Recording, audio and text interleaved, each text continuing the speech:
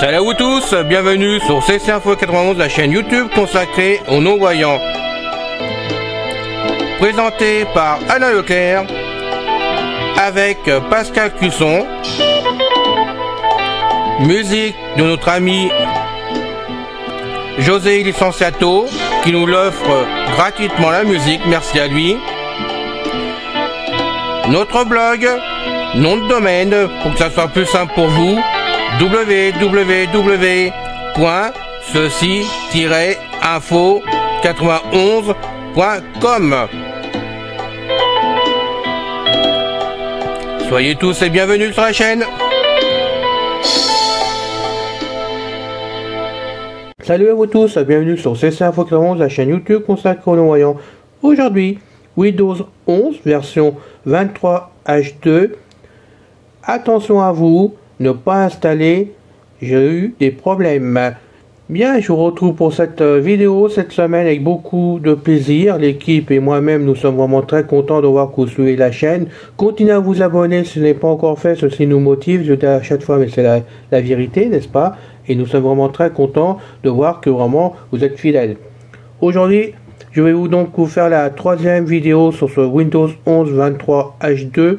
Qui sera donc la dernière vidéo concernant ce Windows pour moi. Je vous explique tout. J'ai pas eu de chance, bien souvent sur mes machines, et là la machine, donc la première machine principale en i9, ma tour i9 avec Windows à l'origine 10 version 22H2, malgré qu'elle était bloquée par l'informaticien, parce que ça fait plusieurs fois que je passe vraiment en Windows 11 version 22H2, l'informaticien devant moi à la maison m'avait bloqué cette machine pour plus installer Windows 11, la remettant directement en Windows 10. Le travail a été fait, je peux vous certifier que ça a été très bien fait, pas de problème. À plusieurs reprises, Windows s'est présenté, donc ça a été bloqué d'office. J'avais le message, mais automatiquement je pouvais cocher pour pas le mettre, et puis il partait, j'étais tranquille. Puis c'était une fois tous les mois, tous les 2 mois, donc c'était vraiment très peu. Et là, il y a peu de temps, vous avez pu suivre les 2 premières vidéos, et bien Windows 11 23H2 s'est installé tout seul, malgré qu'il soit bloqué. Je ne sais pas comment il a pu pénétrer sur mon ordinateur, quel est le miracle que Microsoft a pu faire, parce qu'à mon avis, c'est eux qui sont passés par une porte dérobée à eux, parce que je vois pas comment c'est possible autrement. Et je passe uniquement moi-même les mises à jour que j'estime utiles. Donc je choisis mes mises à jour pour les installer sur la machine. Je les programme comme ça, mon PC. Et ce qui fait que une fois que ce 23H2 avait démarré, je pouvais plus rien faire sur l'écran. Je pouvais pas du tout l'arrêter, rien du tout. Sauf, je pouvais éteindre carrément le PC, donc éteindre la machine, de façon à redémarrer en espérant que le PC redémarre sur Windows 10 et non pas Windows 11, mais surtout ce que je craignais le plus et que je n'ai pas fait, c'est que j'avais peur que ça plante la machine, comme ça m'est arrivé il y a 2-3 ans, je sais plus, où en pratiquant comme ça, le PC n'avait jamais redémarré parce qu'il était bloqué sur Windows directement, sur Windows 10 à l'époque. Donc j'ai pas pu, j'ai laissé faire jusqu'au bout. Vous avez pu voir sur les 2 vidéos comment ça se comportait, Windows 11 23H2. Après, c'est à chacun de voir s'il l'installe ou pas, s'il prend le risque ou pas, s'il peut se servir des derniers logiciels dessus, parce que je rappelle que les anciens logiciels, pour la plupart, ne passent plus, surtout ceux de Microsoft, comme par hasard. Je dis bien comme par hasard, parce que c'est leur intérêt de vendre des produits, je pense. Donc les anciens, comme Windows Mail, ne passent plus. Alors c'est vrai que je l'ai fait fonctionner une fois, Windows Mail, j'ai pu mettre mon compte dessus, mais puis je m'en suis servi peut-être un quart d'heure, une demi-heure, puis ça a planté, j'ai pas pu m'en servir du tout. Donc il a fallu que j'essaye de travailler sur les fichiers, je pourrais rien faire du tout, je pourrais même pas relancer Windows Mail. J'arrivais dans Windows Mail, j'avais un joli message d'erreur, comme quoi il n'était pas compatible. Alors peut-être que les problèmes que j'ai rencontrés sur ce 23H2 est dû à ma machine revenue à Windows 10, celle-là sur le HP, puisque je rappelle que Ben, maintenant, je suis sur le Windows 10, mais à l'époque, Windows 11 23 H2, ben, il n'y avait plus rien à faire. J'ai essayé d'installer Thunderbird dessus. Je me suis dit, bon, je suis contre Thunderbird. Contre, non, je sais pas que je suis contre, mais je l'aime pas, parce que c'est l'usine à gaz là-dedans. Il y a souvent des mises à jour, puis il y a souvent des plantages. Je vois sur nos forums attitrés qu'en plus de ça, souvent les amis tripotent dedans pour essayer de faire fonctionner, posent des questions. Bon, je critique pas, c'est gratuit, hein, il y en a pour tout le monde, il y en a besoin pour tout le monde. Certains préfèrent Thunderbird pour X raisons, ne serait-ce que pour Windows 11. Mais moi, j'en ai marre de galérer à chercher des problèmes, à réparer et tout ça. J'ai autre chose à faire qu'à gérer des pannes comme ça. Et là, j'avoue que ça, plus d'autres bricoles, Windows 11, j'avais ma claque. Donc j'ai essayé de réparer ça, de revenir en arrière avec Windows 10, donc sur la machine. Ben c'est impossible. J'ai tout essayé. Je suis allé voir sur internet, j'ai cherché par Google si on pouvait trouver la solution pour revenir en arrière. En tant que 23 H2, je n'ai trouvé aucune solution me disant tu vas là, tu vas là, tu vas là, tu vas là. Alors les solutions qu'ils donnaient c'était pour le Windows 11 classique, donc on va dire 22 H2. Là je pourrais revenir en arrière, mais le problème sur la version 23 H2, ben je trouvais pas l'endroit qui disait pour la 22 H2, il n'y a plus rien du tout, je peux pas revenir en arrière. Alors si vous avez une solution, tant mieux pour vous, mais je tiens à souligner que si vous avez un problème avec le 23 H2, s'il vous plaît pas, si vous pouvez pas gérer certaines applications, eh bien apparemment, j'ai bien apparemment parce que je vais quand même prendre des gants de ce côté-là, mais apparemment on ne peut pas du tout revenir en Windows 10. Ou alors j'ai pas su faire, mais je tiens vraiment à vous mettre en garde de ce côté-là, parce que vous risquez peut-être de pleurer parce que vous allez avoir des problèmes après pour faire marcher votre machine pour certaines applications. Après, c'est à chacun de voir. Hein. Bon, si vous voulez mettre cette version 23 H2, mettez-la, c'est vous qui voyez. Mais sachez que vous risquez d'avoir des soucis de ce côté-là. Et des soucis bien plus importants qu'avec le Windows 11 22 H2. Donc le 22 H2 fonctionnait très bien. J'ai pu le régler complètement. Il n'y avait aucun souci. Le 23 H2, c'est autre chose. Les menu débarré, il est différent du 22 H2. Donc j'étais complètement largué de ce côté-là, alors que sur le 22 H2 j'arrivais à m'en servir. Alors c'est vrai que j'avais mis le classique shell dessus, pas parce que j'aime bien me simplifier la vie, faut dire les choses comme ça, surtout à mon âge maintenant. Je regrette avec mon âge, mais c'est vrai qu'on finit par vieillir et bon, bien souvent on a quand même des soucis pour comprendre ou pour voir les choses autrement, quoi, voilà, mais c'est vrai que je suis au top de ce côté encore, quand même. Et bien moi je peux vous dire que passant au 23 H2, le menu démarrer, ça je pouvais pas le gérer. Le classique shell dessus ne fonctionne plus du tout, il est plus compatible, donc il faut y mettre à la place, si vous mettez le 23 H2 Open Shell, c'est bien Open Shell qui est gratuit. Là vous allez avoir un menu démarrer pratiquement pareil que Windows 7 de toute façon, et là vous retrouvez vraiment vos billes pour pouvoir travailler dessus sur la machine. Là où ça va bien fonctionner. Après vous avez la barre des tâches, où là la barre des tâches je l'ai bricolée grâce à mon ami Bernard, je le citais quand même, qui m'a dit tu vas là, et c'est vrai que je l'avais fait mais je trouvais pas les icônes. J'ai fini par faire ce qu'il m'a dit aussi pour être sûr que ça fonctionne, que j'ai bien fait les choses. Oui, mais le problème c'est que il y a une partie, il y a des icônes qui se mettent dans la barre des tâches, puis d'autres qui se mettent pas du tout. J'ai réussi avec beaucoup de mal, mais grâce à Bernard à mettre trop de bots, ça a été efficace. Mais par contre pour régler les haut-parleurs, chose que j'ai sur le Windows 10, j'ai pas pu le mettre du tout en icône sur la barre des tâches de Windows 23 H2. Je suis pas arrivé, je sais pas comment on peut faire, j'en sais rien du tout, j'ai pas réussi du tout, et ça me dérange. Bon, il y avait des applications en place, Avast Security, j'ai pas pu le mettre en place. Par contre, j'ai pu mettre mon VPN de chez Avast, allez comprendre pourquoi, parce que je vois pas le truc. Bon, donc, il y a des cases à cocher, c'est différent. On doit pouvoir y arriver sans du tout de problème, et sachez qu'il y a quand même du boulot à faire par-ci par sur la machine en 23 H2 pour avoir une machine qui soit à notre goût, quoi. Voilà, c'est ça. Donc, c'était plus pour vous prévenir que moi, ayant craqué, moi j'ai craqué, je vous le dis franchement, j'ai passé 3 jours à régler ce fichu 23 H2 qu'on m'a mis d'office. J'arrive à m'en servir, vous avez pu voir que ça parle de partout, mais au niveau réglage, quand même, j'ai galéré, j'ai trouvé moins fluide, plutôt moins fluide à bouger avec les synthèses, quand même, avec les revues d'écran. Au bout de 3 jours, j'en ai eu marre, c'était à midi, donc pour tout vous dire, c'était à midi. Je suis monté, j'ai ressorti ma machine HP en Windows 10 de mon placard, parce que étant revenu de réparation de chez HP sous garantie, je l'ai mis dans le placard en attendant en cas de secours. J'ai bien fait, j'ai redescendu la machine, j'ai branché la machine, je suis reparti dessus, j'ai fini de remettre des programmes à jour dessus et puis remettre les programmes qui me manquaient dessus.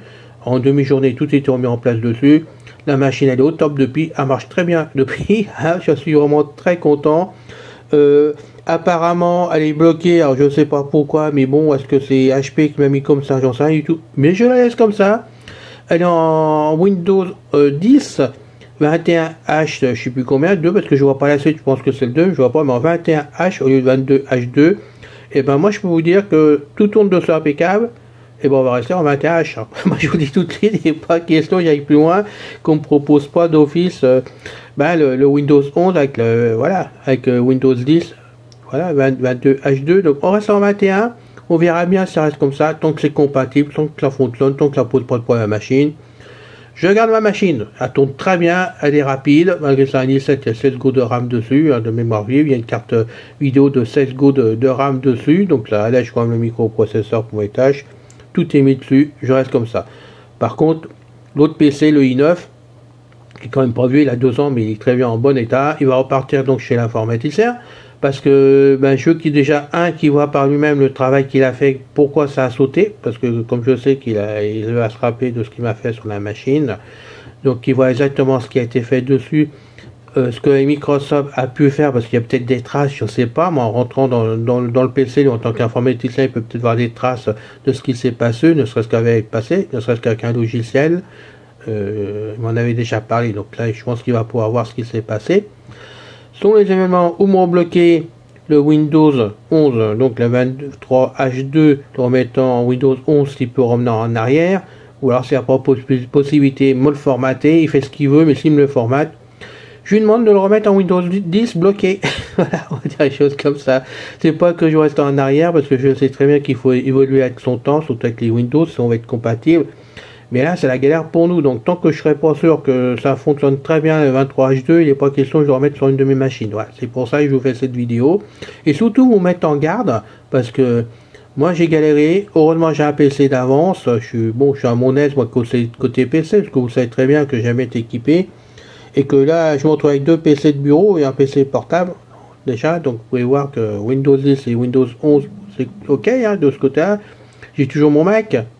J'ai mon iPad et mon iPhone. Alors avec ça déjà je peux travailler, je peux faire de la messagerie, je peux faire des choses. Mais j'aime pas qu'on me mette mon matériel en panne à distance. Par contre, comme ça, comme c'est arrivé avec le Windows 11, parce que ça je trouve ça honteux qu'on puisse rentrer dans une machine à distance sans ne rien demander à personne. Surtout que mes mises à jour sont bloquées, c'est moi qui les passe manuellement. Je suis prévenu qu'il y a une mise à jour, je vais voir ce que c'est. Quand je suis pas sûr, je cherche sur internet par Google pour savoir ce que c'est. Si je suis sûr de mon coup, je l'installe. Si je suis pas sûr, je la prends pas, je la bloque et puis terminé. Là, Windows 11, à plusieurs reprises, je l'ai bloqué de façon à pas être embêté justement qu'il revienne à la charge. Et il revenait à la charge, 4 fois qu'il revenait à la charge, faut tout vous dire. Mais je l'avais bloqué à nouveau. Et puis là, je sais pas, c'est passé tout seul comme une lettre à la poste. De temps en temps, on aime bien passer comme ça à l'insu. Ça a été le cas et franchement, je la trouve pas drôle cette histoire quand même. Voilà. Donc, attention les amis, restons positifs quand même, on a besoin d'informatique. Comme vous le savez, on a tous besoin d'avoir du matériel qui fonctionne pour nous servir de tools sur l'informatique, parce que ne voyant pas clair, on est bien obligé de passer par l'informatique, pour aller ça et là sur Internet, aussi bien pour des tâches comme les impôts, comme la banque, des trucs comme ça, on est bien obligé d'avoir Internet, et puis après, il y a aussi le plaisir et le loisir derrière. Donc, espérons que tout tourne impeccable. Alors, qu'on me demande plus pour l'instant des renseignements sur Windows 11 ou Windows 23H2, parce qu'on m'a demandé cette semaine justement que je fasse un cours à quelqu'un par téléphone sur Windows 11 23H2. Alors, je ferai jamais de cours sur Windows, de toute façon, ou sur des logiciels, je le répète, CC Info 91 n'est pas fait pour faire des cours. On n'est pas au top, et je suis pas au top, je suis pas formateur, et je le serai jamais, et il n'est pas du tout question que je devienne formateur en me disant tiens moi je connais tout, je suis formateur. Non, je suis comme vous, j'aime l'informatique, c'est mon plaisir, c'est mon dada.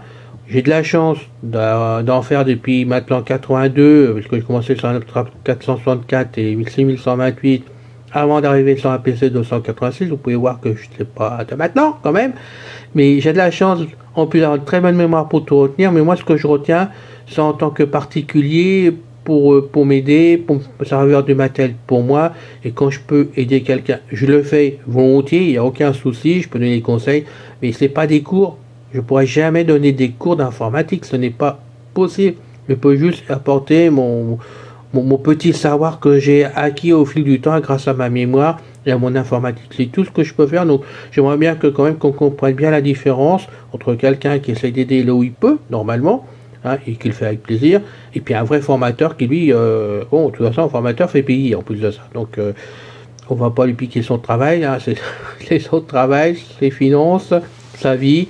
On ne peut pas se comparer à un formateur, ce n'est pas possible et je le ferai jamais. Il faut rester petit parfois, donc moi je reste à ma hauteur, tout simplement. Et puis comme je dis souvent, tout le temps, mais c'est vrai, j'aime aider, j'aime être bénévole. Je travaille dans des associations en bénévole pendant 25 ans. C'est mon dada d'aider les autres. Après, si je dois faire payer quelque chose, là je suis désolé, là je suis plus là. Parce que moi, je sais pas mon truc, ça mérite ce poil quand je vois sur des sites ou alors vraiment sur des chaînes YouTube qu'on demande des dons. Ça je comprends pas. Ou on le fait avec plaisir, ou on le fait pas. Moi je le fais avec plaisir. Et ben si je dois acheter quelque chose, je l'achète pour moi parce que j'ai envie de l'avoir et en même temps je vous en fais profiter. Mais je ne ferai jamais payer quelque chose. Ça mérite ce poil, je peux vous le dire. Et il n'en est pas du tout question. Voilà. Bon, c'est tout. Bon courage à vous pour Windows. Et tâchez de faire attention quand même à ce fichu Windows 23H2, je le répète. Je vois que sur nos forums attitrés, il n'y a pas beaucoup de monde qui en parle d'ailleurs de cette version de 23H2. Donc je ne sais pas pourquoi. Est-ce que vous les amis, hésitent à l'installer? Est-ce qu'ils sont revenus en arrière? Et là, je voudrais bien savoir comment ils ont fait, parce que moi, ça m'interroge, j'aimerais bien savoir. Parce que si je connais la solution, je redescends ma machine, je peux vous dire que je fais le travail tout de suite.